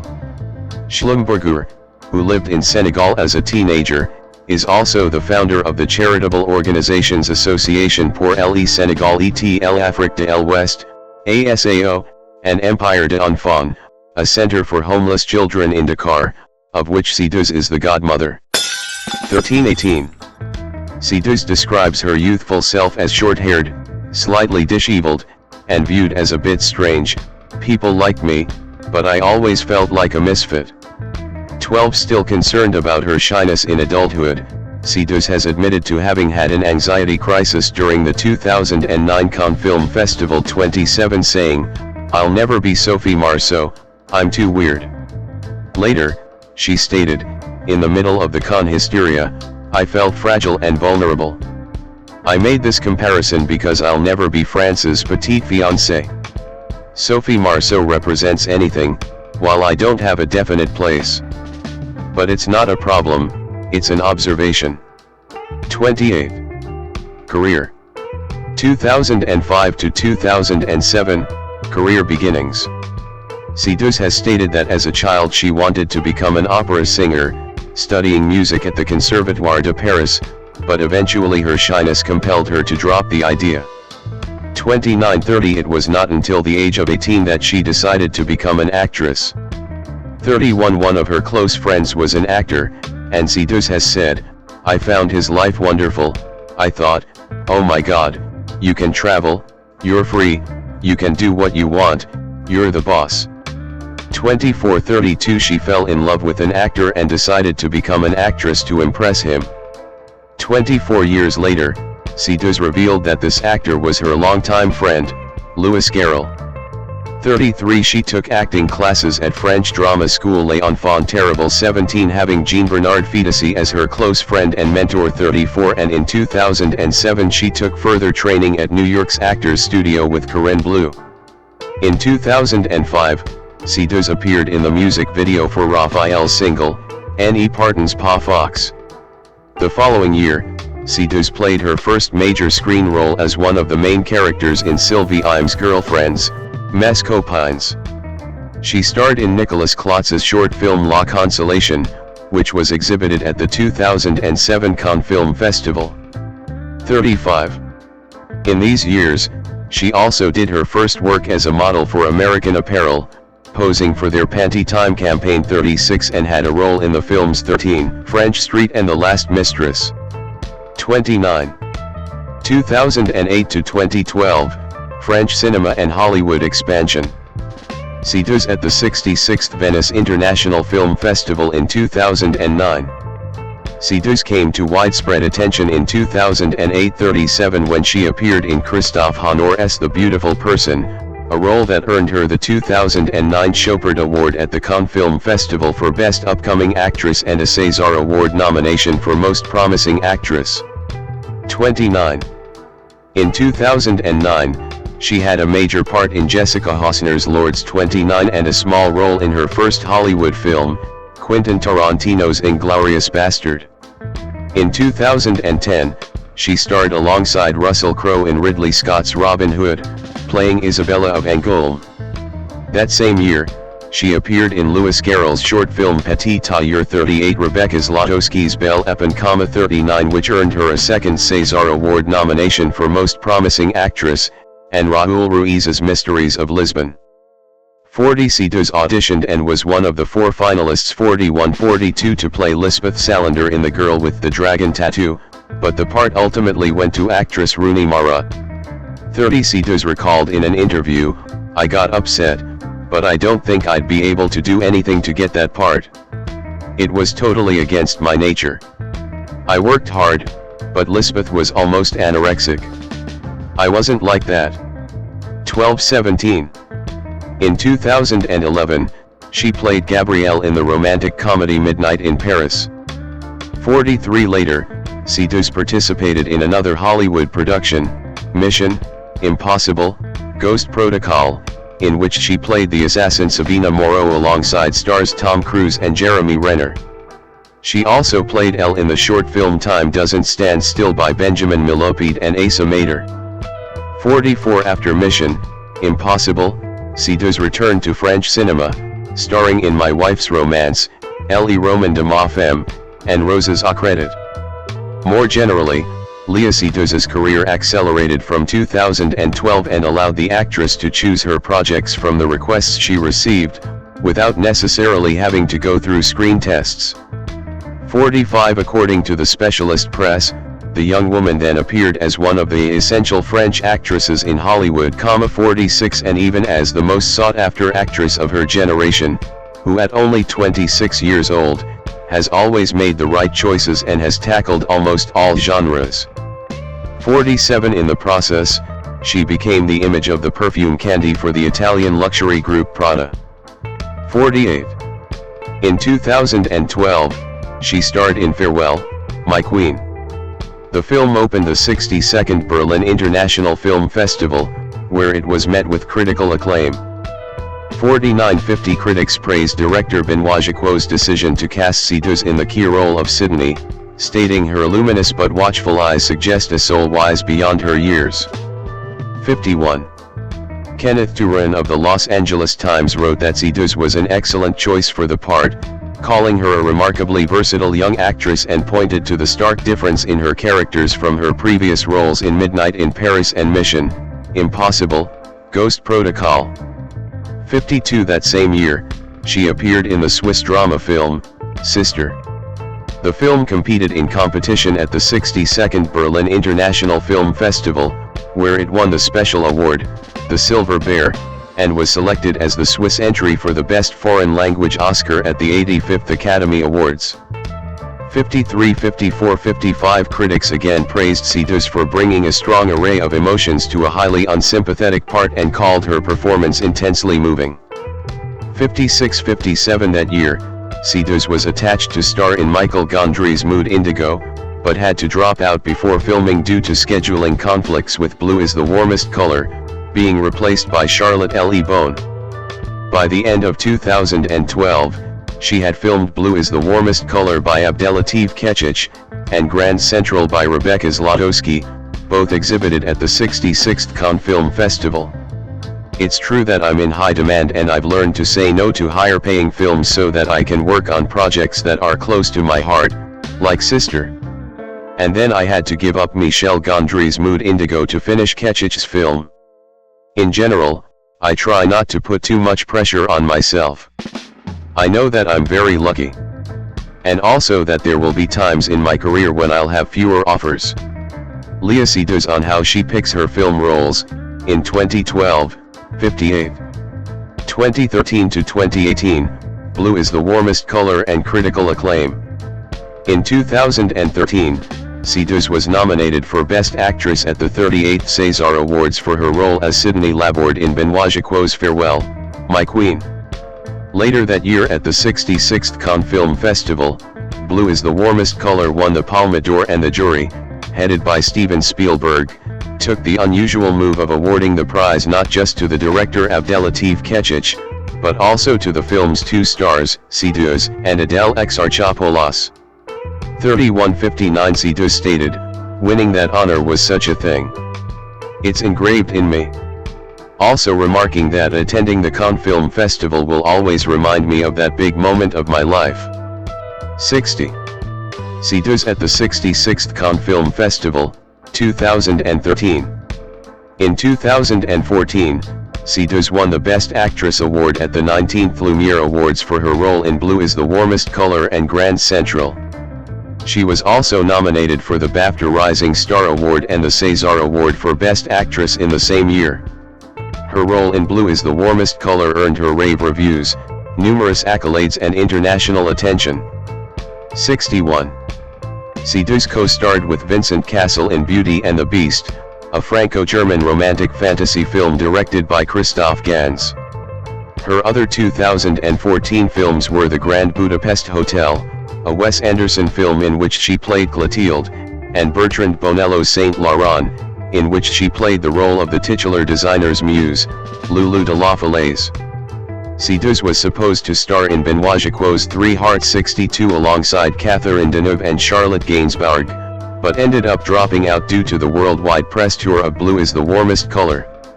She was replaced by Deneuve's daughter, Chiara Mastroianni. 63. In 2015, Seydoux starred with Vincent Lindon in Diary of a Chambermaid, a period piece based on Octave Mirbeau's novel Le Journal d'une femme de chambre. Originally, the film was announced with Marion Cotillard in the leading role, but the script was rewritten specifically for Seydoux, marking her second collaboration with Benoît Jacquot, after the 2012 film Farewell, My Queen. 64. Although the film was screened in competition at the 65th Berlin International Film Festival to mixed reviews, critics were generally receptive to Seydoux's performance. Peter Bradshaw of The Guardian said that it was a fine central performance from Seydoux, 65, while critic Jordan Mintzer wrote that her performance is robust and engaging throughout the film. 66. Seydoux appeared alongside Colin Farrell and Rachel Weisz in Yorgos Lanthimos' English-language debut The Lobster, 2015, in which she played the ruthless leader of a group of rebels, the Loners, who live in the woods. The film had its premiere at the 2015 Cannes Film Festival, where it won the jury prize. 67. She also appears as Madeleine Swann, the Bond girl in the 2015 film Spectre, the 24th James Bond film. 5. Seydoux was cast in Valérie Donzelai's Marguerite and Julian 68 but dropped out before shooting, being replaced by Anaïs de Mestier. In 2022, Seydoux remembered the occasion, saying that she was against the fact that Don's Ellie seemed to approve the incestuous relationship between the two main roles. She wanted to do a film where even you can fall in love with your biological brother. I was like, no. 69. In 2016, Minister of Culture Fleur Pellerin made her a Dame of the Order of Arts and Letters, Ordre des Arts et de Lettres. 70. Seydoux later appeared in Xavier Dolan's It's Only the End of the World, based on Jean-Luc Lagarste's play Just la fin du monde. 71. In 2018, Seydoux co-starred alongside Ewan McGregor in Zoe, a sci-fi romance by Drake Doremus. 72. The film had its world premiere at the Tribeca Film Festival on April 73. She also appeared in Thomas Vinterberg's Kursk, a drama film about the 2000 Kursk submarine disaster. In May 2018, she served as a member of the jury at the 71st Cannes Film Festival. 74. Also in May 2018, it was announced that Seydoux would star in Ari Folman's Horseboy with Joel Kinnaman. 75. Folman said that it was a passion project and that he felt compelled to explore this important story in a cinematic way, but the movie was never shot. Seydoux was invited to join the Academy of Motion Picture Arts and Sciences within the same year. 76. 2019 present, work with auteurs and continued acclaim. Seydoux in 2018. Seydoux stars in Hideo Kojima's video game Death Stranding. She provided the voice, performance, and her likeness to the character Fragile, the head of Fragile Express. 77-78 Death Stranding released in November 2019 to positive reviews in which critics called her a marvel, and described her performance as being among some of the most nuanced performance capture ever seen in the medium. 79-80 She also stars in the game sequel, Death Stranding 2, On the Beach, 2025. 81 Death Stranding 2, On the Beach released in June 2025 to critical acclaim, with Seydoux being lauded again for her performance as Fragile, which critics called a layered character that the French actress elevates even further. 82-83 She also appeared in Oh Mercy, a French crime drama by director Arnaud Desplechin. The film premiered at Cannes and was selected to compete for the Palme d'Or. 84. In 2020, Seydoux collaborated with Arnaud Desplechin for the second time on Deception, 2021. 85 In June 2020, Seydoux was cast as the lead role in Arnaud Desplechin's Party of Fools, 2023, 86 alongside Charlotte Rampling and Cécile de France 87 but all three actresses dropped out of the movie before filming, with Seydoux being replaced by Melanie Thierry. 88. In September 2020, it was announced that Seydoux would be starring in Mia Hansen-Love's film One Fine Morning. 89 For her performance in One Fine Morning, Seydoux received critical acclaim. Justin Chang from Los Angeles Times praised her, walking down the street in a sweater and a short cropped jean Seberg haircut. Seydoux dissolves into Sandra's world beautifully. What holds you, as much as the actor's natural magnetism, is her ability to hold things back, her talent for emotional reserve. 90 Hansen-Love declared herself to be a huge admirer of Seydoux as an actor, as well as her choices throughout her vast filmography, saying, "A lot of her characters are very sophisticated, very glamorous. In the past, it felt she was seen by male directors as a bit of a fantasy. I wanted her to be more down to earth, closer to us, closer to me. And I had the feeling there was a rawness about her that my film could maybe emphasize." In addition, Seydoux stated that it's the first time that I really played a normal woman, the girl next door. 91. In 2021, Seydoux reprised her role as Madeleine Swan in the James Bond film No Time to Die. 92. The film's release was postponed worldwide due to the COVID-19 pandemic. She starred in Wes Anderson's ensemble comedy drama The French Dispatch, 2021. 93. She played Lizzie in Il Dico Inides The Story of My Wife, 2021, 94 and starred in the film France, 2021, by Bruno Dumont. 95. In January 2021, it was announced that Seydoux would star in Bertrand Bonello's sci-fi melodrama The Beast, La Bête. 96-97 Seydoux's performance in The Beast was called a career best from critics. Yasmin Omar from Curzon wrote, "What keeps all of the film's sky-high concepts not only legible, but engrossing, is Seydoux. She is its grounding force, guiding us through the Dantean maze of mahogany-paneled ballrooms and neon-streaked dance floors." 98 In April 2021, Deadline reported that Seydoux would star alongside Kristen Stewart and Viggo Mortensen in David Cronenberg's sci-fi thriller Crimes of the Future. 99 Seydoux said in the film, she plays a surgeon in a dystopian future where people eat plastic. 20 The film premiered in competition at the Cannes Film Festival in May 2022. 100 In January 2022, Seydoux was nominated as Best Actress at the 47th César Awards for her role in Bruno Dumont's France, 2021. It was her fifth nomination. 101 In June 2022, it was announced that Seydoux was cast as Lady Margot in Denis Villeneuve's Dune, Part 2, which released in March 2024. 102 103 In 2023, Seydoux dropped out of two projects she was cast in 2022, David Cronenberg's The Shrouds 104 being replaced by Diane Kruger 105 and Audrey Devon's Emmanuel 106 being replaced by Naomie Merlant. 107 A year later, Seydoux said that the reason she dropped out of The Shrouds was because she wanted to have some time for herself, adding, "I loved working with David Cronenberg. I love him. I'm a huge fan, but then I thought, first of all, I was a bit tired. I wanted to have a break." 108 In January 2024, Seydoux revealed in an interview with Télérama that she had recently completed 2 weeks of filming for an unannounced new film by Quentin Dupieux, then titled A Notre Beau Métier, To Our Beautiful Profession, which would also star Louis Garrel, Raphael Quenard, and Vincent Lindon. Seydoux read the script in one sitting and quickly accepted the role out of admiration for Dupieux, who she described as an extraordinary filmmaker whose style of humor hides an increasingly social depth, through imperfect and clumsy characters.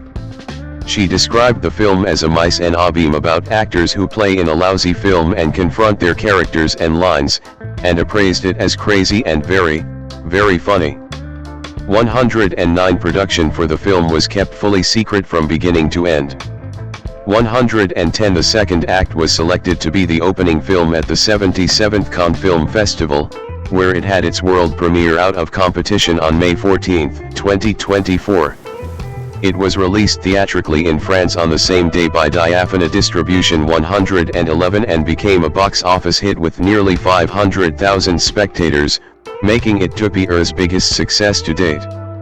112 In March 2024, it was announced that Seydoux would reunite for the second time with Ildiko Eneidi in Silent Friend. In the film, she will play a scientist named Alice, opposite Tony Leung.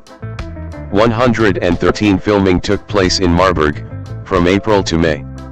114 Also in March 2024, it was announced that Seydoux would reunite with Arnaud Desplechin for the third time, as she signed on to star in The Thing That Hurts, alongside Golshifteh Farahani, John Turturro, and Jason Schwartzman. 115 In April 2024, it was announced that Seydoux will star opposite of Josh O'Connor in Luca Guadagnino's Separate Rooms, an adaptation of the 1989 novel Camera Separate by Pier Vittorio Tondelli. 116 In May 2025, O'Connor revealed he is no longer attached to the project. But that Guadagnino may well do it. 117 In May 2024, Seydoux signed on to star in The Unknown. 118 The next film by Arthur Harari, after being attached to the project since September 2023. 119 Filming began on March and wrapped on May 2025. 120 Also in May 2024, the French magazine Le Monde revealed that Seydoux will star alongside Adam Driver in Leos Carax's next project, with shooting scheduled to 2026. 121, 122, 123.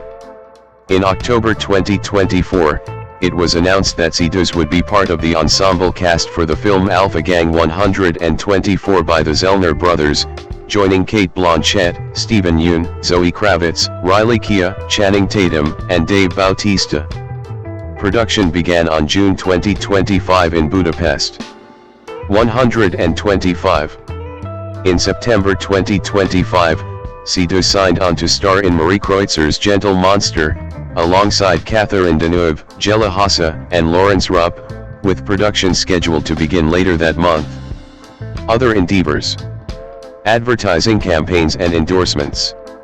Seydoux wearing a custom-made Louis Vuitton dress at the César Awards, in 2022, when she was nominated as Best Actress for France. Seydoux has modeled for numerous magazines and brands, but sees herself always as an actress, 22 not as a model. 21, 126. In 2007, she participated in the Levi's television advert Dangerous Liaison alongside Raphael Personnaz, and has been seen in several photo editorials, including for Vogue Paris, American Vogue, Numero, L'Officiel, Crash, Another Magazine, and W Magazine. She fronted the 2013 campaign for South Korean-based but French-inspired jeweler line Didier Dubut and appeared in Rag & Bone's Fall 2013 campaign with Michael Pitt. 127, 128. She also appeared in a nude pictorial for French men's magazine Louis. 19. In addition, Seydoux, and her blue is the warmest color co-star Adele Exarchopoulos were featured in Miu Miu's 2014 resort ad campaign. 129. Seydoux advertised for Prada's 2012 resort line, and is the face of its 2013 campaign for the fragrances Prada Candy, shot by Jean-Paul Gaud, Prada Candy Low, directed by Wes Anderson and Roman Coppola, 17, 130, 131, and the 2014 campaign for Prada Candy Floral Perfume, shot by Steven Meisel. 132. For most of the 2010s, the actress was dressed for her red carpet appearances by her own sister, fashion designer Camille Seydoux, whose career took off when she dressed Seydoux for the César Awards ceremony in 2011. The duo then appeared several times in the rankings of the best dressed actresses in France and abroad. 133. Since 2016, Seydoux has been a brand ambassador for Louis Vuitton. 7/8. Public image. Many film critics compare Seydoux, here in 2014 during